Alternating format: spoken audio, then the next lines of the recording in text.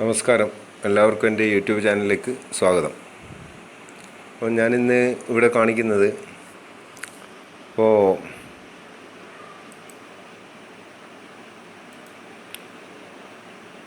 ഞാൻ coreldraw 10-ലുള്ള ഇതാണ് കാണിക്കുന്നത്. 10 എല്ലാ വേർഷനിലും ഒരുപോലെ തന്നെ. ഞാൻ 10 ഇപ്പോൾ ഓണാക്കുന്നത്. 10 2020.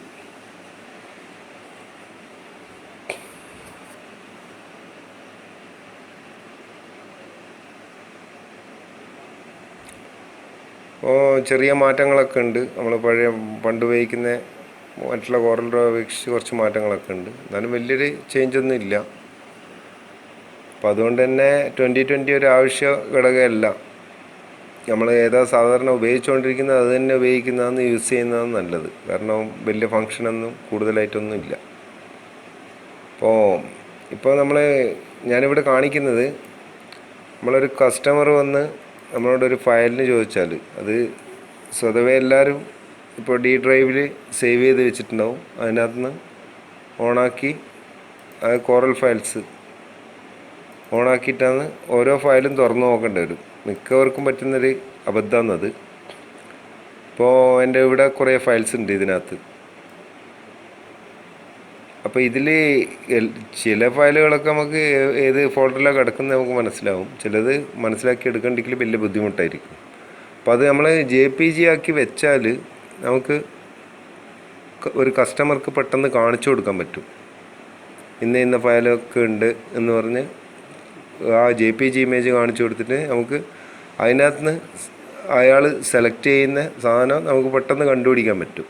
അപ്പോൾ അതിനോരോ പേരും കൊടുത്തിരിക്കുന്നത്. ഇപ്പം ഞാനിവിടെ animals, Arabic, auto, bike logos, bike pics, birds, ഇങ്ങനെ ഓരോ പേര് കൊടുത്തിരിക്കുന്നുണ്ട്.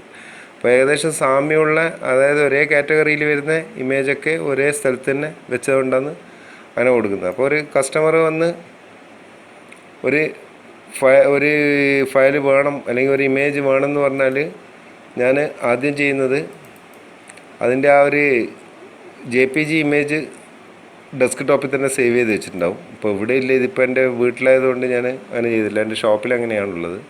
അപ്പോൾ ഡെസ്ക് ടോപ്പിൽ നിന്ന് ഇപ്പോൾ ഈ ഡിസൈൻസ് ഞാനിവിടെ കോപ്പി ചെയ്ത് ഇവിടെ ഡെസ്ക് ടോപ്പിൽ വെക്കുന്നുണ്ട്. ജസ്റ്റ് നിങ്ങൾക്ക് കാണിച്ചു തരാൻ വേണ്ടിയാണ്. അപ്പോൾ ഇത് ഡിസൈൻസ് എന്നുള്ള ഒരു ഫോൾഡറാണ്. അപ്പോൾ ആ ഡിസൈൻസ് ഫോൾഡർ ഓപ്പൺ ആക്കിയാൽ അതിൻ്റെ മൊത്തം JPG ഫയൽസാണ് ഇതിനകത്തുള്ളത്.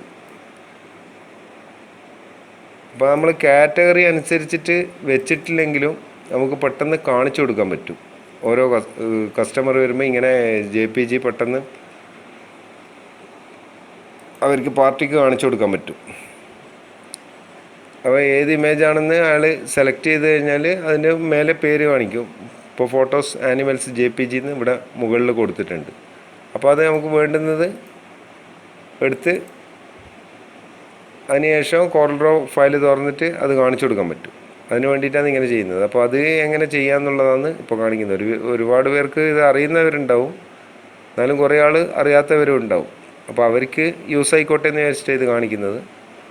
അപ്പോൾ അതെങ്ങനെയാണെന്ന് നോക്കാം. അപ്പം ഞാൻ എല്ലാ ഫയലും ഇങ്ങനെ ചെയ്ത് വെച്ചിട്ടുണ്ട്. ഇവിടെ കൺഫ്യൂഷൻ ഇല്ല. എല്ലാം ഏത് ഫയൽ വേണമെങ്കിലും പെട്ടെന്ന് നമുക്കിപ്പോൾ ഒരു ഇമേജ്, ഒരു അറബീൻ്റെ ഒരു ഇമേജ് വേണമെങ്കിൽ ഇവിടെ നിന്ന് കാണിച്ചു കൊടുത്തതിന് ശേഷം അതിൻ്റെ പേര് നോക്കിയിട്ട് ഇപ്പോൾ phase 2 JPG എന്നാണ് ഞാൻ ഇത് കൊടുത്തിരിക്കുന്നത്. അപ്പോൾ ആ phase 2 JPG തുറന്നാൽ ആ ഇമേജ് കംപ്ലീറ്റ് അതിനകത്തുണ്ടാവും. അപ്പോൾ അതെങ്ങനെയാണെന്ന് ചെയ്യുന്നത് നോക്കാം. സംഭവം ഈസിയാണ്, ഒന്നും വലിയ മെനക്കെട്ടുള്ള പണിയൊന്നുമില്ല. എന്നാലും അറിയാത്തവർക്ക് വേണ്ടിയിട്ട് ഞാൻ പറയുന്നതേ ഉള്ളൂ. ഇപ്പോൾ ഞാനിവിടെ coreldraw ഓപ്പൺ ആക്കി വെച്ചിട്ടുണ്ട്. ഞാൻ ഇതിനകത്ത് ഒരു ഫയൽ ഇടുകയാണ്.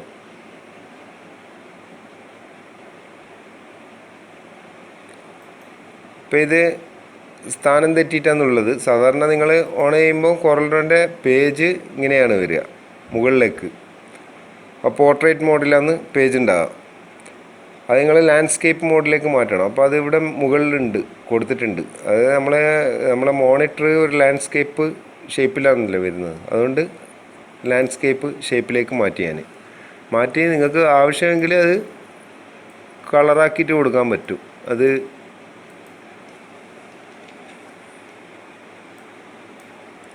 ഒരു ബാക്ക്ഗ്രൗണ്ട് കളറ്.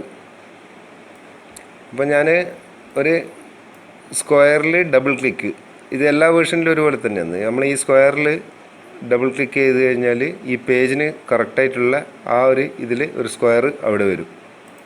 ഇപ്പോൾ ഡബിൾ ക്ലിക്ക് ചെയ്ത് ഇപ്പോൾ ഒരു പേജ് അവിടെ ഒരു സ്ക്വയർ അവിടെ വന്നിട്ടുണ്ട്, ആ പേജിൻ്റെ അതേ കറക്റ്റ് സൈസിൽ.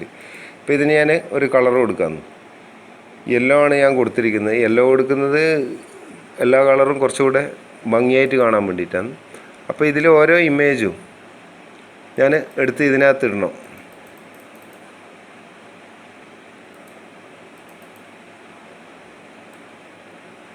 ഇപ്പോൾ ഓരോന്നായിട്ട് ഞാൻ ഇതിനകത്ത് സെറ്റ് ചെയ്ത് വെക്കുന്നുണ്ട്.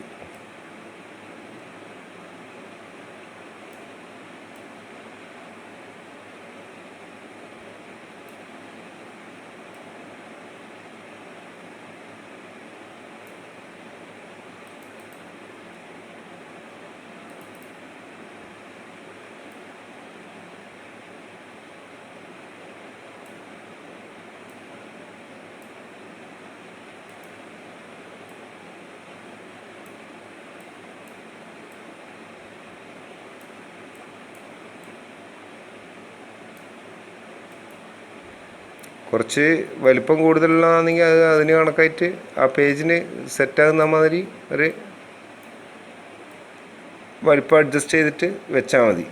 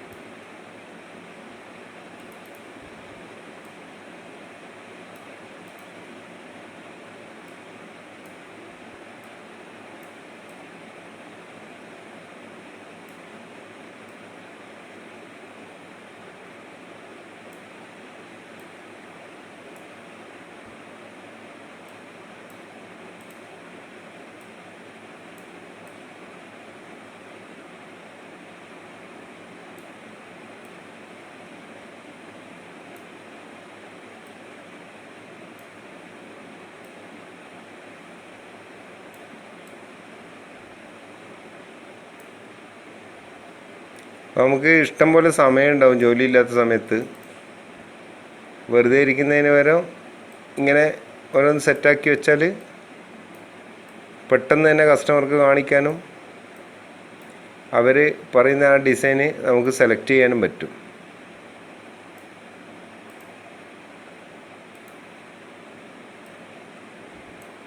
മാത്രമല്ല അവർക്ക് കാണുന്നവർക്ക് കുറച്ചൊരു ഈസി ആയിരിക്കും സെലക്ട് ചെയ്യാൻ വേണ്ടി. പിന്നെ ഓരോ ഇമേജും കുറച്ചുകൂടെ ഭംഗി കിട്ടും. ഇങ്ങനെ ഒരു ബാക്ക്ഗ്രൗണ്ടിൽ വരുമ്പോൾ ഓരോന്നും കുറച്ച് കാണാൻ ഭംഗിയുണ്ടാവും. അപ്പോൾ ഇതുപോലെ ചെയ്താൽ നല്ലതായിരിക്കും. എല്ലാവരും ഒന്ന് ട്രൈ ചെയ്ത് നോക്കുക. നമ്മുടെ കയ്യിലുള്ള എല്ലാ CDR ഫയലും ഇതുപോലെ JPG ഇമേജ് ആക്കിയിട്ട് വെക്കുക. ഇതിപ്പോൾ ഞാനിതിപ്പോൾ എല്ലാം സെറ്റ് ചെയ്ത് വെച്ചിട്ടുണ്ട്, കംപ്ലീറ്റ് ഓക്കെ ആണ്. ഇനി ഇത് JPG ആക്കണം. JPG ആക്കുന്നത് എങ്ങനെയാണെന്ന് വെച്ചാൽ, ഇപ്പോൾ ഫയലിൽ പോയി ഞാൻ ഫയലിൽ എക്സ്പോർട്ട് ഉണ്ട്, import, acquire image, import, export. ഇതെല്ലാം എല്ലാ വേർഷനിലും ഇത് തന്നെയാണ് എക്സ്പോർട്ട്. ഞാനിപ്പോൾ എക്സ്പോർട്ട് കൊടുത്ത് ഇവിടെ ഒരു പേര് കൊടുക്കുന്നത്. ഇപ്പം നമ്മൾ ഉദ്ദേശിക്കുന്നത്, ഇപ്പം ഞാൻ അതിനകത്ത് വെച്ചിരിക്കുന്ന ഇപ്പോൾ ഗോഡ്സ് എന്നാണ് ഞാൻ ഇപ്പോൾ കൊടുക്കുന്നത്. ഗോഡ്സ് എന്ന് കൊടുത്ത്, അപ്പോൾ അതിന് തൊട്ട് താഴെ തന്നെ സേവ് ആസ് ടൈപ്പ്, അത് നിങ്ങൾ അതിൻ്റെ ഏറോ ക്ലിക്ക് ചെയ്ത് കഴിഞ്ഞാൽ എല്ലാ ഫോർമാറ്റും വരും അതിനകത്ത്. അത് നിങ്ങൾ JPG ബിറ്റ് മാപ്പ് മുകളിലുണ്ട്, JPG ബിറ്റ് മാപ്പ്, അത് സെലക്ട് ചെയ്തതിന് ശേഷം അത് എവിടെയാണ് വെക്കേണ്ടതെന്ന് വെച്ചാൽ ഡെസ്ക് ടോപ്പ്. ഇപ്പോൾ ഡെസ്ക് ടോപ്പിലേക്ക് ഞാൻ കൊടുത്തിട്ടുണ്ട് എക്സ്പോർട്ട്.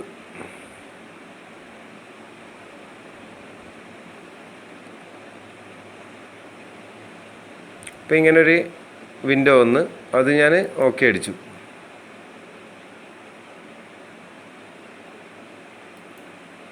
ഇപ്പോൾ അത് എക്സ്പോർട്ടായി. വിൻഡോ നമ്മുടെ ഡെസ്ക് ടോപ്പിൽ ഇത് ഒരു ഇമേജായിട്ട് വന്നു. ഇത് നമുക്ക് സൂം ചെയ്ത് കാണിക്കാൻ പറ്റും. എങ്ങനെ വേണമെങ്കിലും ഇങ്ങനെ സൂം ചെയ്തിട്ട്, ഇതിപ്പോൾ ഞാൻ ഉപയോഗിക്കുന്ന വിൻഡോസ് 10 ആണ്. 10-ൽ ഇങ്ങനെയാണ് കാണിക്കുന്നത്. അതുപോലെ തന്നെ ഞാൻ ഉപയോഗിച്ചിരിക്കുന്നത് CorelDRAW 2020 ആണ്. അപ്പോൾ അതെല്ലാ വേർഷനിലും ഇതുപോലെ തന്നെ. പക്ഷേ ഇമേജ് ഇങ്ങനെ സൂം ചെയ്യുന്നത് ചെറിയൊരു മാറ്റം വരും. മറ്റുള്ള വിൻഡോസ് 7, വിൻഡോസ് XP പോലുള്ള സാധനങ്ങളിൽ ഇത് 10 ആയതുകൊണ്ടാണ് ഇങ്ങനെ ഈ ഒരു ഡിസ്പ്ലേയിൽ വരുന്നത്. അപ്പോൾ അത് നിങ്ങളൊന്ന് ട്രൈ ചെയ്ത് നോക്കുക. കുറച്ചുകൂടെ ഈസി ആയിരിക്കും നമുക്ക് കസ്റ്റമർക്ക് കാണിക്കാൻ വേണ്ടി. ഇതിപ്പം ഞാൻ ഒരു ഇമേജ് മാത്രമേ ഇവിടെ ഡെസ്ക്ടോപ്പിൽ ജസ്റ്റ് സേവ് ചെയ്ത് വെച്ചതാണ്. നിങ്ങൾ ചെയ്യേണ്ടത് ആദ്യം ഒരു ഫോൾഡർ ഉണ്ടാക്കുക. ഡെസ്ക്ടോപ്പിൽ ഒരു ഫോൾഡർ ഉണ്ടാക്കിയിട്ട് അതിന് ഡിസൈൻസ് എന്ന് പേര് കൊടുക്കുക.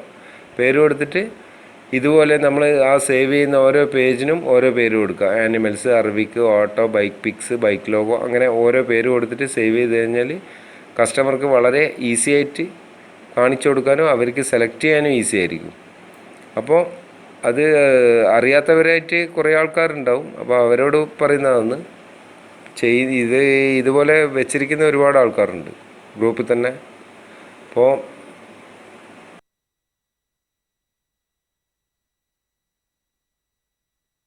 ഇങ്ങനെ ചെയ്താൽ കുറച്ച് നന്നായിരിക്കും.